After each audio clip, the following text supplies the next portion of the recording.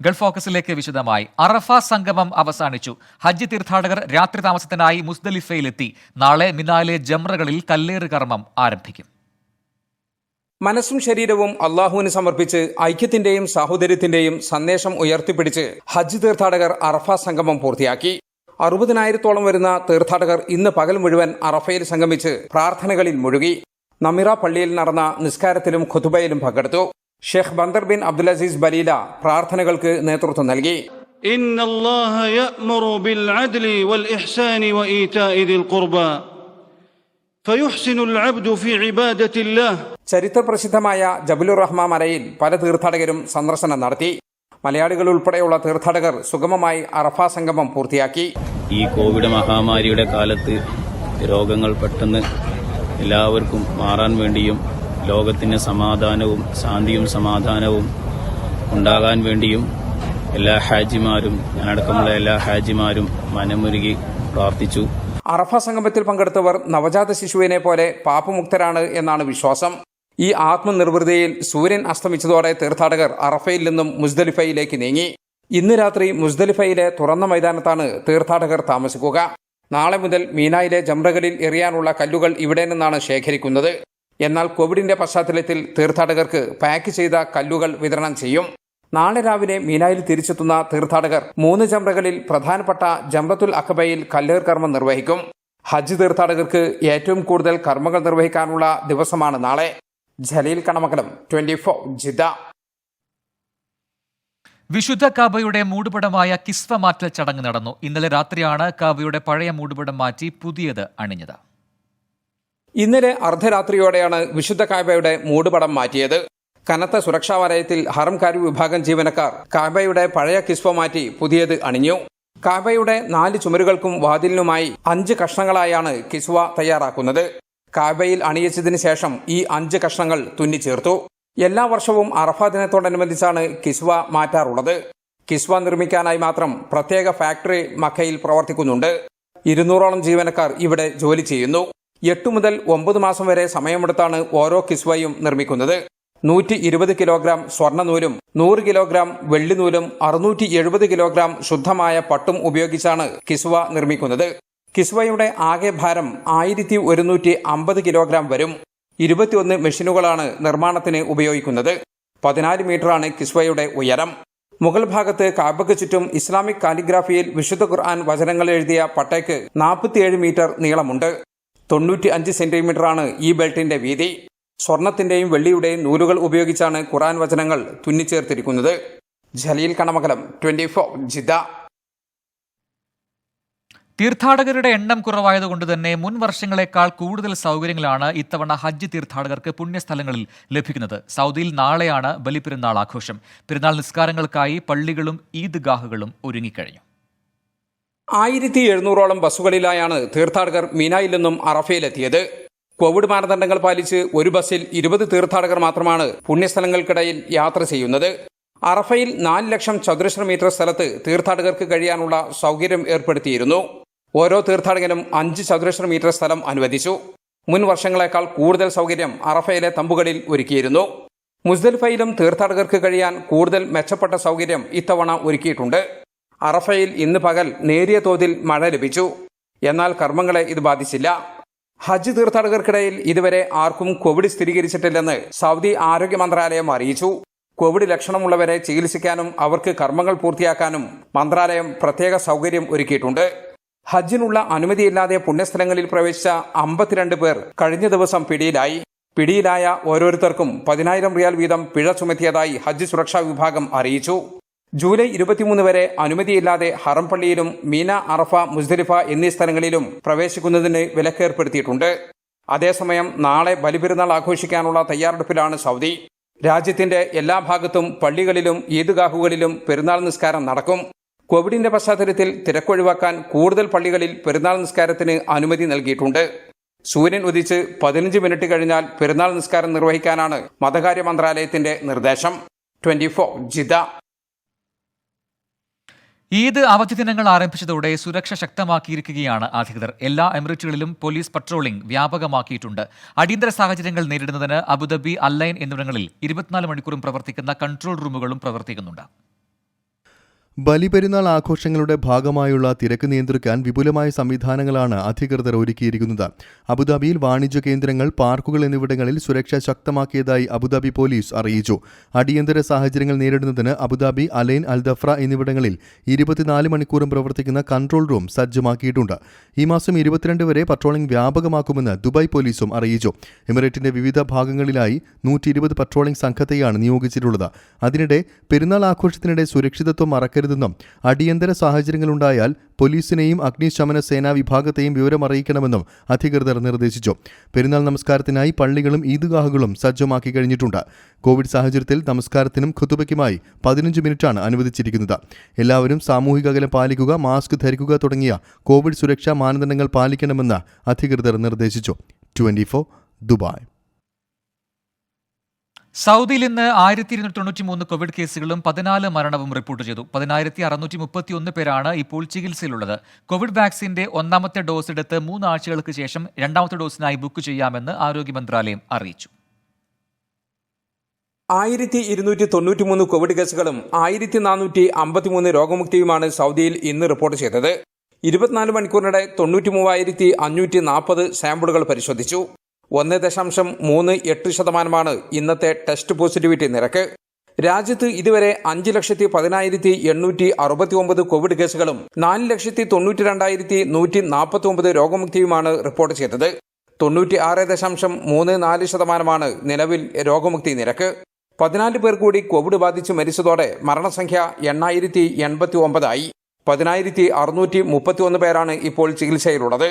ഇതിൽ 1,403 പേർ തീവ്രപരിചരണ വിഭാഗത്തിലാണ്. റിയാദ് നഗരത്തിൽ 278, ജിദ്ദയിൽ 109, മക്കയിൽ 55, ദമാമിൽ 43 കോവിഡ് കേസുകൾ ഇന്ന് റിപ്പോർട്ട് ചെയ്തു. 1,84,41,720 പേർ കോവിഡ് വാക്സിന്റെ ഒരു ഡോസും 43,27,944 പേർ 2 ഡോസുകളും സ്വീകരിച്ചു. അതേസമയം ഒന്നാമത്തെ ഡോസ് എടുത്ത് 3 ആഴ്ചകൾക്ക് ശേഷം രണ്ടാമത്തെ ഡോസിനായി ബുക്ക് ചെയ്യാമെന്ന് സൗദി ആരോഗ്യ മന്ത്രാലയം അറിയിച്ചു. 12 വയസ്സ് മുതൽ പ്രായമുള്ളവർക്കാണ് സൗദിയിൽ വാക്സിൻ വിതരണം ചെയ്യുന്നത്. 24 ജിദ്ദ. സൗദിയിൽ സ്വദേശികളുടെ വിദേശയാത്രയ്ക്ക് കോവിഡ് വാക്സിന്റെ 2 ഡോസുകളും സ്വീകരിക്കൽ നിർബന്ധമാകുന്നു. ഓഗസ്റ്റ് 9 മുതൽ പുതിയ നിയമം പ്രാബല്യത്തിൽ വരും. 12 വയസ്സിന് മുകളിൽ പ്രായമുള്ളവർക്കാണ് ഇത് ബാധകമാകുക. സൗദി പൗരന്മാർക്ക് വിദേശയാത്ര നടത്തണമെങ്കിൽ കോവിഡ് വാക്സിന്റെ 2 ഡോസുകളും സ്വീകരിക്കൽ നിർബന്ധമാക്കുമെന്ന് സൗദി ആഭ്യന്തര മന്ത്രാലയം അറിയിച്ചു.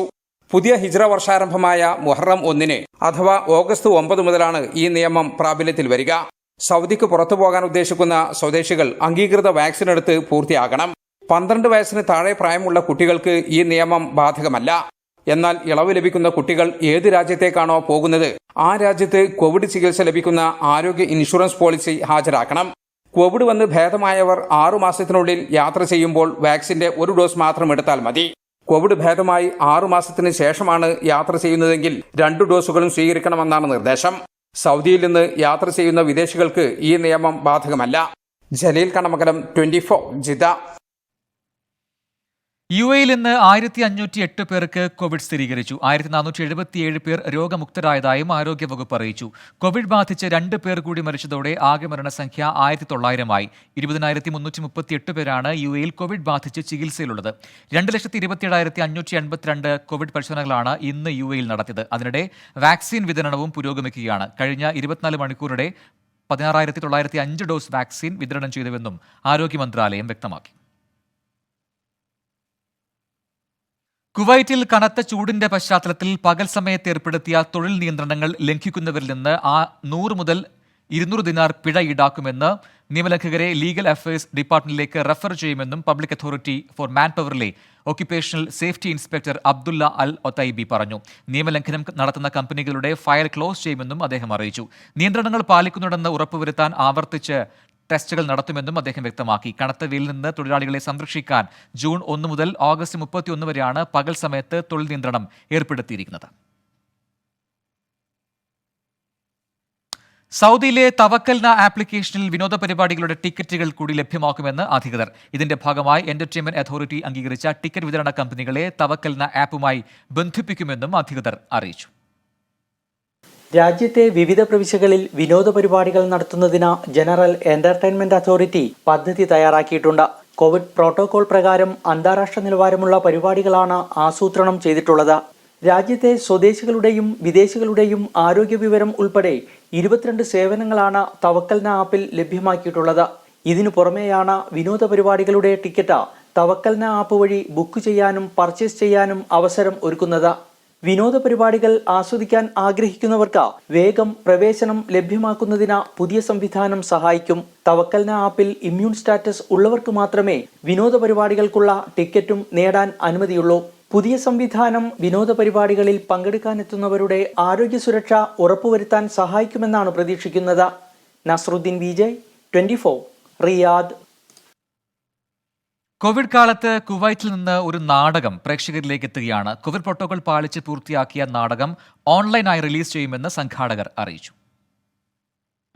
അണിയറ ഇടപ്പള്ളി ആർട്സിന്റെ ബാനറിൽ അജയ് ഘോഷ് ഇടപ്പള്ളി സംവിധാനം നിർവഹിച്ച 4 ചക്രമുള്ള വണ്ടി എന്ന നാടകമാണ് സോഷ്യൽ മീഡിയ പ്ലാറ്റ്ഫോമിലൂടെ പ്രേക്ഷകർക്ക് മുന്നിൽ എത്തുക എന്ന് സംഘാടകർ അറിയിച്ചു. കോവിഡിന്റെ പശ്ചാത്തലത്തിൽ കുവൈറ്റിൽ നിന്നും നാട്ടിലേക്ക് തിരികെ പോകേണ്ടി വരുന്ന പ്രവാസിയുടെ ആത്മസംഘർഷവും ബന്ധങ്ങളുടെ അർത്ഥമില്ലായ്മയും കൂടിച്ചേർന്നതാണ് നാടകത്തിന്റെ പ്രമേയം. കോവിഡ് പ്രോട്ടോകോൾ നിലനിൽക്കുന്നതിനാൽ കൂടിച്ചേരലുകൾ ഒഴിവാക്കി സൂം പോലെയുള്ള വെർച്വൽ മീറ്റിംഗ് ആപ്പുകളുടെ സഹായത്തോടെയാണ് റിഹേഴ്സൽ നടത്തിയത്. എന്നാൽ നാടകത്തിനു വേണ്ട സകല പശ്ചാത്തല സജ്ജീകരണങ്ങളും ഒരുക്കി പ്രേക്ഷകരില്ലാതെ വേദിയിൽ അവതരിപ്പിച്ച് ഷൂട്ട് ചെയ്താണ് നാടകം ഓൺലൈനായി അരങ്ങിലെത്തിക്കുന്നത്. നാടകത്തിന്റെ സംഗീതം സെബാസ്റ്റ്യൻ PGയും ആലാപനം കിങ്ഷ KGയും നിർവഹിച്ചു. നാടകത്തിന്റെ രചനയും രംഗപടവും മേക്കപ്പും ഗാനങ്ങളും സംവിധാനം അജയ് ഘോഷ് ഇടപ്പള്ളിയാണ് നിർവഹിച്ചിരിക്കുന്നത്. 24 കുവൈറ്റ്. ഒട്ടകപ്പുറത്ത് സഞ്ചരിച്ച് ഹജ്ജ് നിർവഹിക്കാനെത്തിയ സ്വദേശി പൗരനാണ് സമൂഹ മാധ്യമങ്ങളിലെ താരം.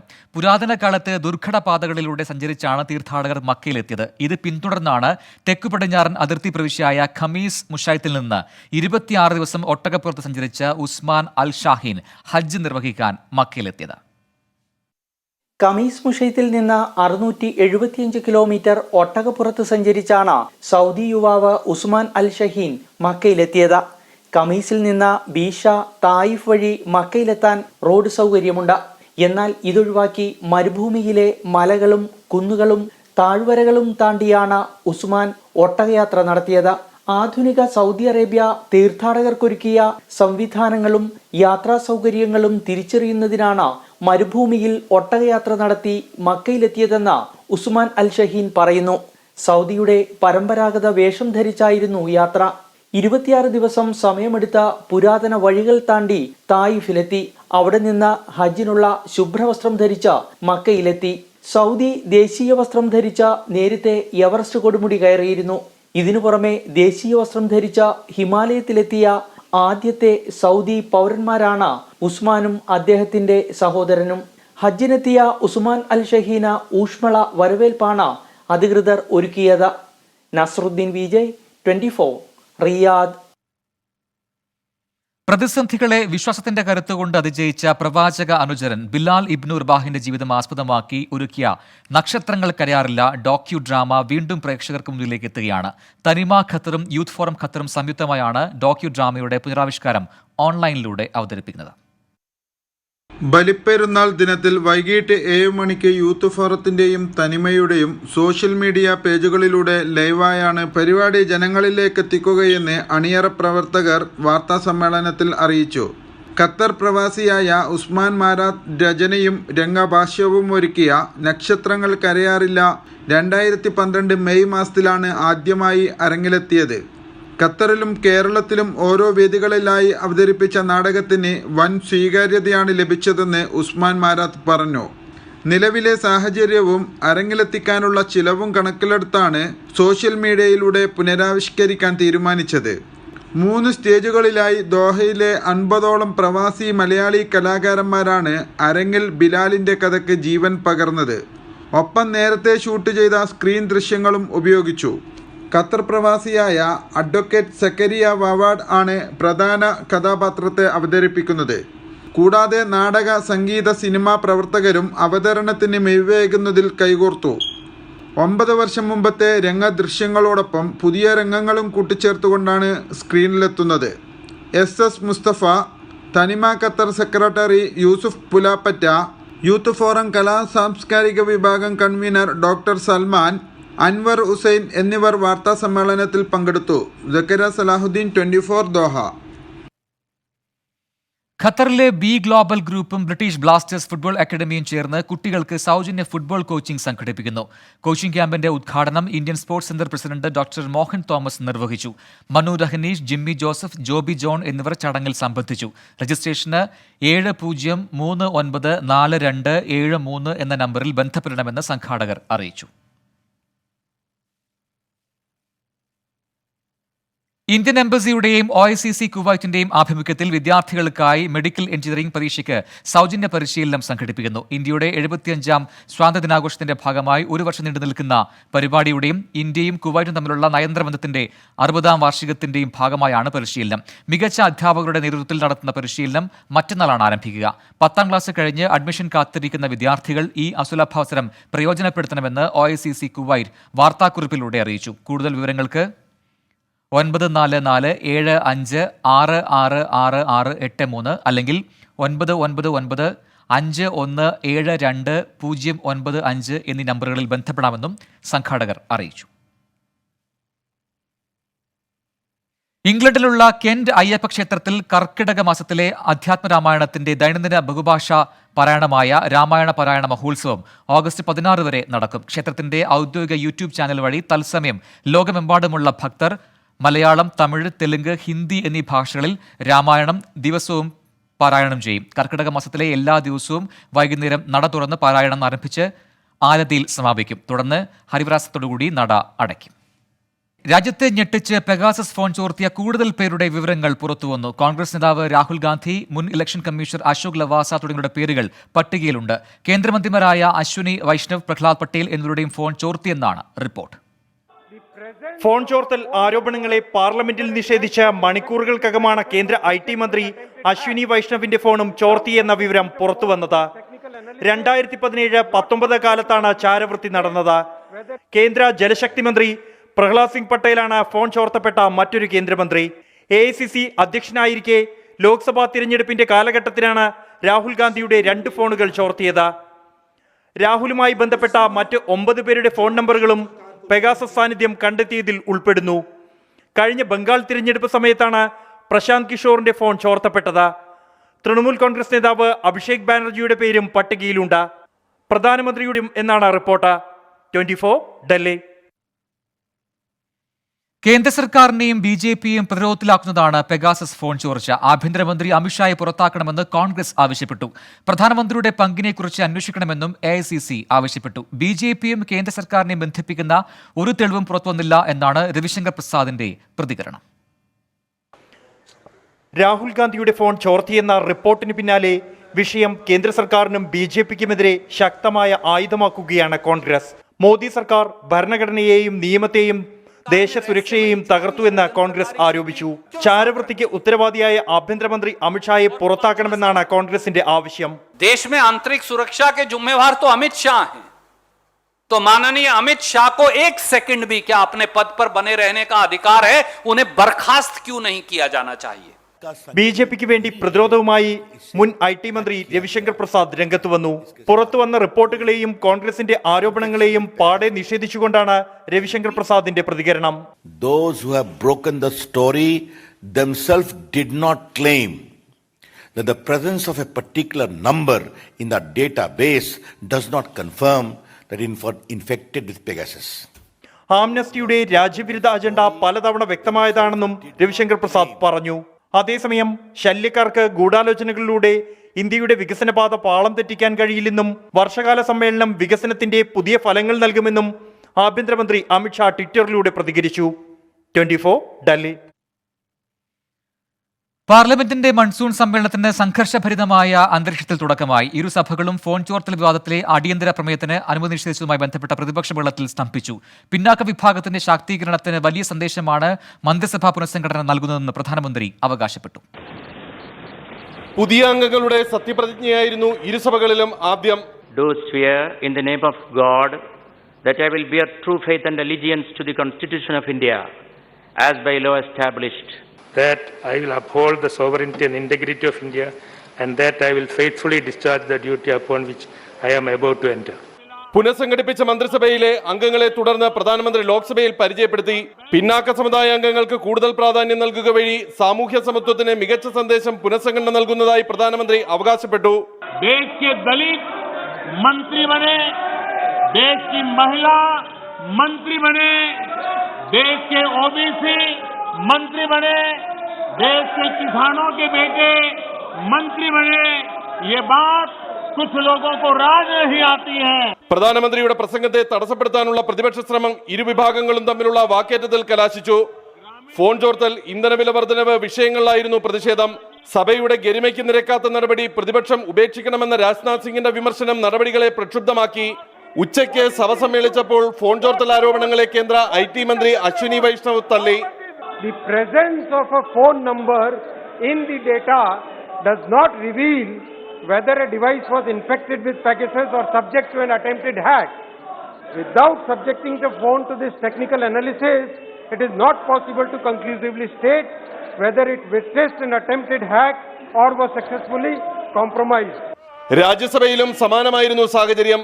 ഫോൺ ചോർത്തൽ വിവാദങ്ങളുമായി ബന്ധപ്പെട്ട അടിയന്തര പ്രമേയ നോട്ടീസുകൾക്ക് ഒന്നടങ്കം ചെയർമാൻ അവതരണാനുമതി നിഷേധിച്ചു. തുടർന്ന് പ്രതിപക്ഷം സഭാ നടപടികളെ തടസ്സപ്പെടുത്തി. R. രാധാകൃഷ്ണൻ, 24, ഡൽഹി. വ്യവസായം ബോളിവുഡ് നടി ശില്പ ഷെട്ടിയുടെ ഭർത്താവുമായ രാജ് കുന്ദ്ര അറസ്റ്റിൽ. അശ്ലീല ചിത്രങ്ങൾ നിർമ്മിക്കുകയും ആപ്പിൾ വഴി പ്രസിദ്ധീകരിക്കുകയും ചെയ്ത കേസിലാണ് അറസ്റ്റ്. മുംബൈ പോലീസ് ക്രൈംബ്രാഞ്ചാണ് രാജ് കുന്ദ്രയെ അറസ്റ്റ് ചെയ്തത്. രാജ് കുന്ദ്രയ്ക്കെതിരെ മതിയായ തെളിവുകൾ ലഭിച്ചതായി മുംബൈ പോലീസ് കമ്മീഷണർ അറിയിച്ചു.